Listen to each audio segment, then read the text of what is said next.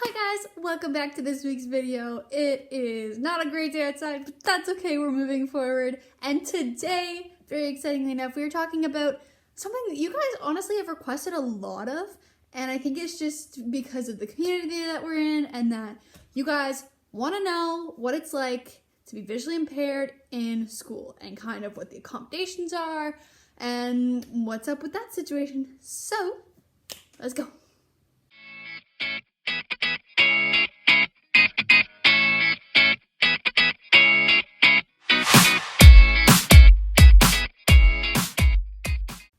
So first off, I go to a mainstream school at the moment. I'll get into kind of blind school stuff in a minute.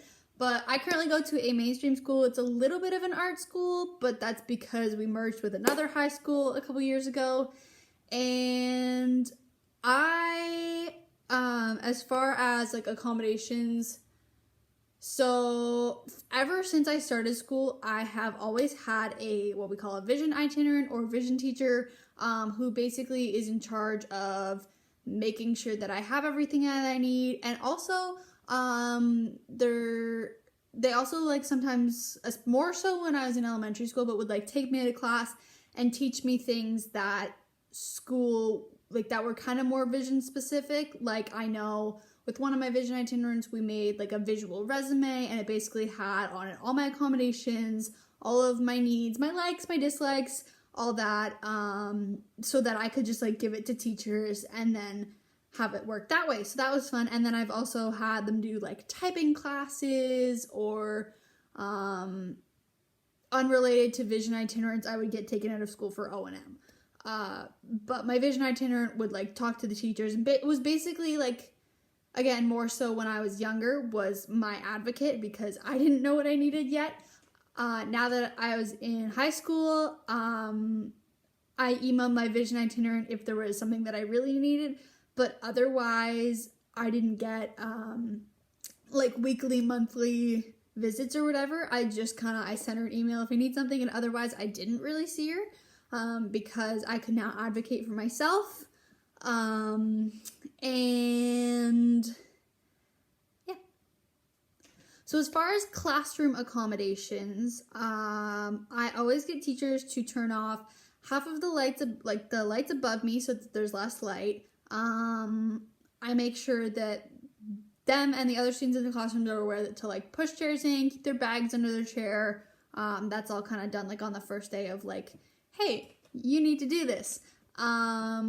A lot of people think that because I was blind, like that I would take the elevator.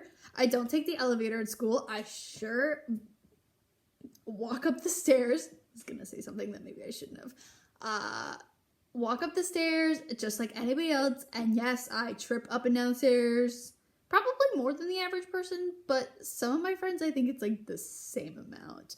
But, so yeah, stairs, and then they turn off half the lights. And as far as like smartboard, I'm usually sitting at like the front of the class, but I've gotten to the point where it doesn't matter like I usually sit in the front row because that's just what I'm used to now, but I don't really need to, because even in the front row I can't see the smartboard.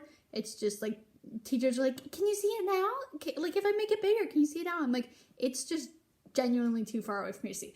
But I now have an app, so I have an iPad, which is one of my accommodations, as well as a laptop, but I use my iPad kind of daily, and then my laptop for like if I need to like type up big assignments or things like that. So with my iPad, I have an app called Bridget, which basically I like set up like a meeting, and the teacher on their laptop joins the meeting and then can share their laptop screen with my iPad so that I have it right in front of my face. It is like my favorite tool. Ever since I started it like probably 3-4 years ago, I've absolutely loved it. Don't know how I lived without it, but it is amazing. And then as far as work goes, I have double time for all my tests. Not that I really use it. I can most often get things done in that time. I am in an academic stream and have learned to keep up with the work. But sometimes like readings and stuff I need extra time for, or I need Actually, a lot of readings for English, one of my accommodations was audiobooks, so I would have the audiobook sent to me, and then if there's handouts, they can either be emailed to me, which is sometimes okay, but sometimes if it's like math, I'm not gonna like type up my answers or really use that. So I'm like, hey, just print it out, and it is printed out on a big, not 8.5 by 11, that's the small stuff, 11 by 17, I think, 11 by 17 paper, and it is also like a cherry pink color.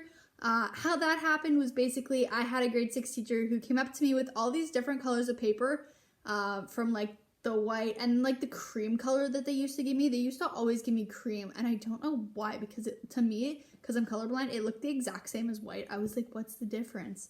But so now he gave me all these sheets of paper and was like, which one do you like? And I obviously picked like the darkest one that he had. Honestly, I picked the darkest one, which was like this cherry pink. And then I find a lot of the times now handouts are like PDFs. So a lot of times teachers aren't like changing the font or like physical font size or anything. But if they are actually typing it up, I get them to type it up in Arial, round, bold, MT something. One of the Arial fonts, and it's like bolded and round and really easy for me to read. And also, if they can, a minimum size of like 24 is usually pretty good for me. Sometimes if it's like 20, I'll like whatever. I'm someone who should probably be more picky than she is about her accommodations, but I'm to the point where I'm like, meh.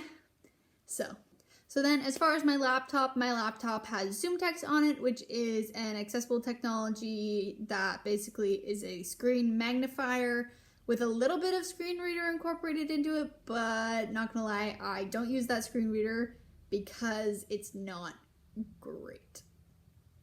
I wouldn't, there is a different like program associated with Zoom Text that kind of has better screen readers and whatever, but screen magnifier is its main purpose, and I love it.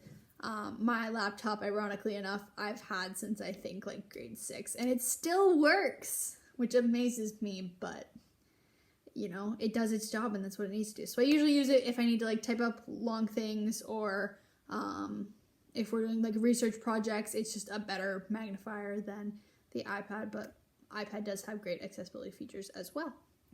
Now here's a question that I will answer. A lot of people have asked me, do I use my cane in school?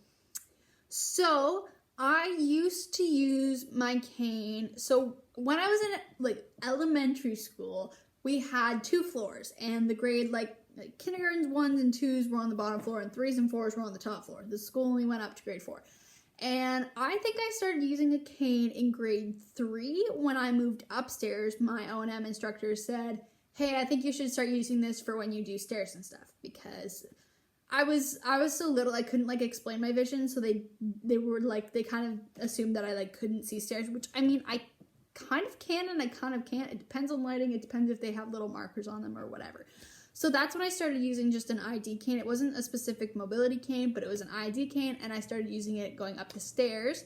And I used it for grade 3, maybe a little bit of grade 4, and then I moved to a school that was grade 5 to 8, and I don't think I used it at all there. I just didn't want to / like didn't really realize I had the visual impairment situation going on.